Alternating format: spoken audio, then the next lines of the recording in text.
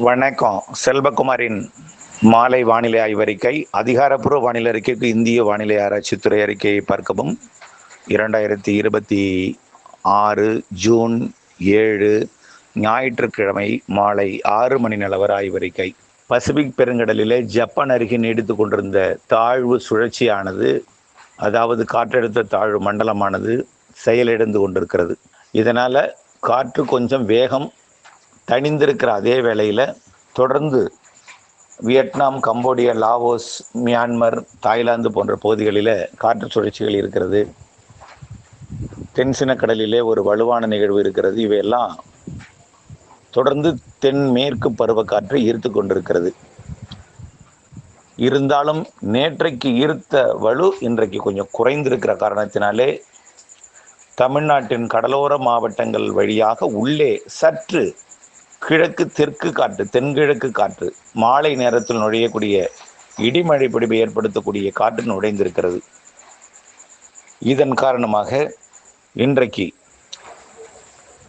புதுக்கோட்டை மாவட்டம் கந்தர்வக்கோட்டை சுற்று வட்டாரம் தொடங்கிய மழை, இடியுடன் கூடிய மழை சுமார் 1 மணி நேரம் கந்தர்வக்கோட்டை சுற்று வட்டாரத்தில் பொழிந்து உள்ளூர், ஒரத்தநாடு, பாப்பாநாடு, ஏனாதி மற்றும் அதனைத் தொடர்ந்து அப்படியே திருவாரூர் மாவட்ட பகுதிக்குள்ள, மதுக்கூர் மற்றும் திருவாரூர் மாவட்ட பகுதிக்குள்ள நுழைந்து பரவக்கோட்டை, உள்ளிக்கோட்டை, ஆலங்கோட்டை, நெய்வாசலுக்கு தெற்கே, அதாவது நெய்வாசலுக்கு குறைவாகவும் எடமெளையூர் மற்றும் மன்னார்குடி உள்ளிட்ட பகுதிகள் வழியாக நகர்ந்த மழை உள்ளிக்கோட்டை, பரவக்கோட்டை, மதுக்கூர் பகுதியை மையமாக வைத்து வலுத்த பலத்த மழைப்பொழிவாக கொடுத்து கொண்டு கிழக்கு நோக்கி நகரத் தொடங்கி இருக்கிறது.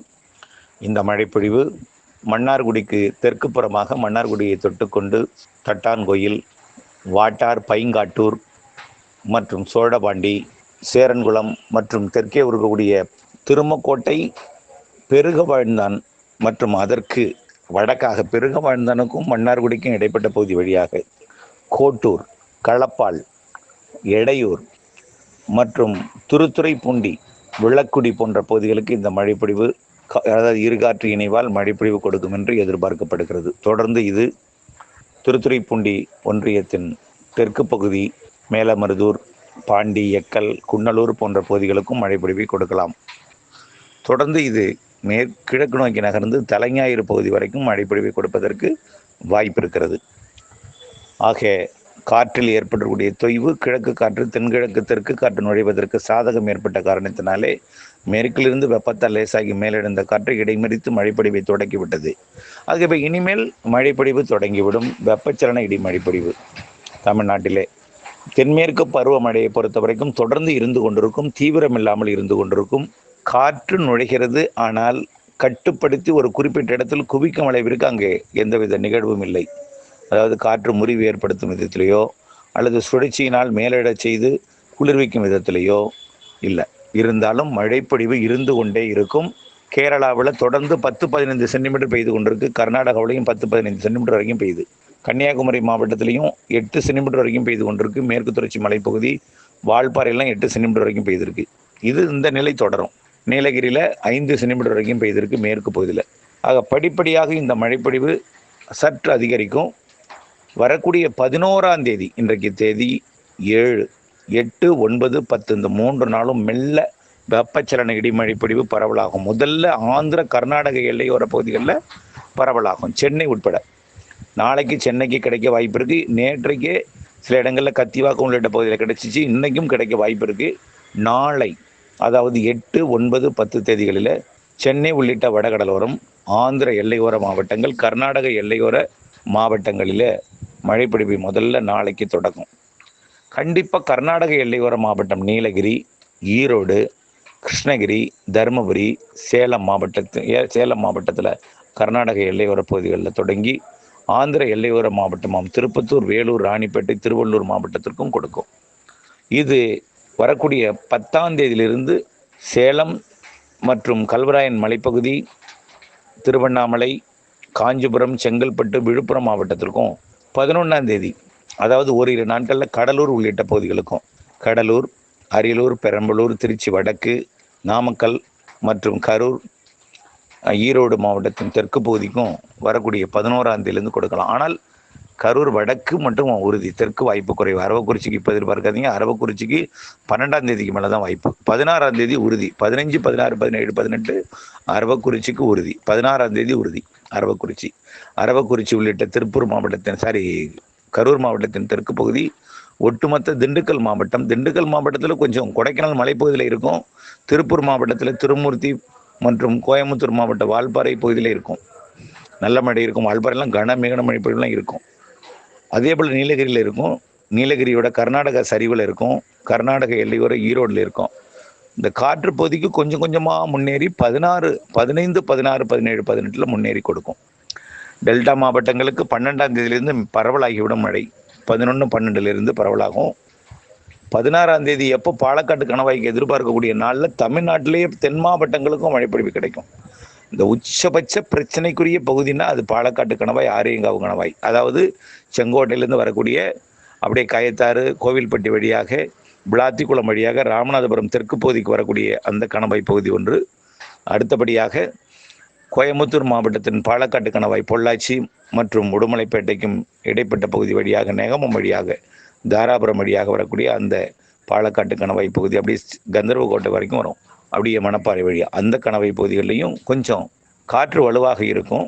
இருந்தாலும் இந்த கந்தர்வக்கோட்டைக்கு தொடங்கிருச்சு. இன்னமும் கொஞ்சம் கொஞ்சமாக அப்படியே டெல்டாவில் தொடங்கினாலும் இந்த பாலக்காட்டு கணவாயோட அந்த தாராபுரம் நேகமும் இடைப்பட்ட பகுதி தான் உச்சபட்ச காற்று பகுதி. காமநாயக்கம்பாளையம் இந்த பகுதிக்கு 16ஆம் தேதி கொடுக்கும். 15 அல்லது 16, 17, 18 கொடுக்கும். தென்மேற்கு பருவமழையை பொறுத்த வரைக்கும் ஒவ்வொரு மாதமும் பிற்பகுதியில், பின்னரை பகுதியில் 15ஆம் தேதியிலிருந்து அந்த மாத இறுதி நாள் 30ஆம் தேதி வரைக்கும். அதே போல் சில நாள் 30ஆம் தேதி என்பது அடுத்த மாதம் 5ஆம் தேதி வரை கூட சில மாதங்கள் தொடரும். அதாவது ஜூலையில் 5ஆம் தேதி வரை தொடர வாய்ப்பு இருக்குது. 5ஆம் தேதி இல்லாட்டி 4ஆம் தேதி, 3ஆம் தேதி வரை தொடர வாய்ப்பு இருக்குது. ஜூலை மீண்டும் 15லேருந்து ஜூலை இறுதி வரைக்கும். ஆகஸ்ட்டில் இறுதி 15 நாள் வலுவாக இருக்கும். பாக்கி நாள்லாம் கொஞ்சம் வலு குறைவாக இருக்கும். அதனால் அதை பற்றி நீங்கள் எல்னினோ போன்றவை பற்றி கவலைப்பட வேண்டாம். ஆனால் எல்னினோ உருவாகி இருக்குது. சூப்பர் எல்னினோ உருவாக வாய்ப்பு இருக்குன்னு சொல்லியிருக்காங்க. 80% அடுத்த வருடம். நல்லா புரிஞ்சுக்குங்க. இந்த வருடம் நம்ம சூப்பர் எல்னினோ இந்த வருடம் கிடையாது, அடுத்த வருடம். ஆனால் எல்னினோ தென்மேற்கு பருவமழையை நமக்கு பாதிக்காதுன்னு சொல்லியிருக்கோம். வழக்கமாக எல்னினோ அங்கே இருக்கும்பொழுது நமக்கு வெப்பம் எப்போதுமே இந்திய பெருங்கடல் குறைவாக இருக்கும். ஆனால் இப்போது எப்படி பசிபிக் பெருங்கடல் வெப்பம் இருக்கோ அதுக்கு சமமாக இந்திய பெருங்கடல் வெப்பம் இருக்குது. இதை அவர்கள் கணிக்க தவறிவிட்டார்கள் என்று நினைக்கிறேன். கண்டிப்பாக கேரளா, கர்நாடகா தென்மேற்கு பருவமழை பகுதிகளில் நல்ல மழைகள் நீர்பிடி பகுதிகளில் ஜூன் இறுதி, ஜூலை இறுதி 15 நாள், ஆகஸ்ட் இறுதி 15 நாள், செப்டம்பர் நல்ல மழையெல்லாம் காத்திருக்கு. மேட்டூர் அணையை நிரப்புவதற்கு தாமதம் அடையுமே தவிர நிரம்பாமல் போகாது. ஜூலை இறுதியில் மேட்டூர் அணைக்கு கர்நாடகாவிலிருந்து தண்ணீர் வலுவாக வரும். ஜூன் இறுதியில் கர்நாடக அணைக்கு கூடுதல் நீர் வரும். ஆனால் ஜூலை 5ஆம் தேதி வரைக்கும் நிரப்பும் அளவில் மழை இருக்கும். முன்கூட்டியே வருவதற்கும் வாய்ப்பு இருக்குன்னு. அதிகபட்ச தாமதம் என்பது கர்நாடக அணையிலிருந்து தண்ணீர் வரக்கூடிய நாள் ஜூலை இறுதி, அதாவது 3வது, 4வது வாரம்னு வச்சுக்கலாம். 4வது வாரம் உறுதி. ஆனால் அதற்கு முன்பே வருவதற்கு வாய்ப்பு இருக்குது. கர்நாடகாவிலிருந்து ஆகஸ்ட்டில் உபரி நீர் திறக்கும் அளவிற்கு கர்நாடகாவிலேருந்து தண்ணீர் வரும். பின் அரை பகுதி 15ஆம் தேதியிலேருந்து 30ஆம் தேதி, 31ஆம் தேதி வரைக்கும் ஆகஸ்ட்டில். இது ஏற்கனவே நம்ம பலமுறை சொல்லியிருக்கிறோம். ஆகவே வெப்பசலன் இடிமடிப்பு பொறுத்த வரைக்கும் இந்த தென் மாவட்டங்களில் தூத்துக்குடி மாவட்டத்தை எப்போதும் நம்ம சொல்லியிருக்கோம். தூத்துக்குடி மாவட்டம் தென்மேற்கு பருவமழை காலத்தில் நல்ல காலத்திலே 2.5 சென்டிமீட்டர் தான் பெய்யும். ஜூன், ஜூலை, ஆகஸ்ட், செப்டம்பர் ஆகிய 4 மாதங்கள் அந்த மாவட்டத்தின் தூத்துக்குடி மாவட்டத்தின் ஒட்டுமொத்த சராசரி மழை 2.5 சென்டிமீட்டர் தான் பெய்யும். ஆகவே அந்த இடத்துல ரொம்ப எதிர்பார்க்காதீங்கன்னு ஏற்கனவே சொல்லியிருக்கோம். தென்மேற்கு பருவமழை காலத்தில் காற்று பகுதியாக இருக்கும் தூத்துக்குடி மாவட்டம்.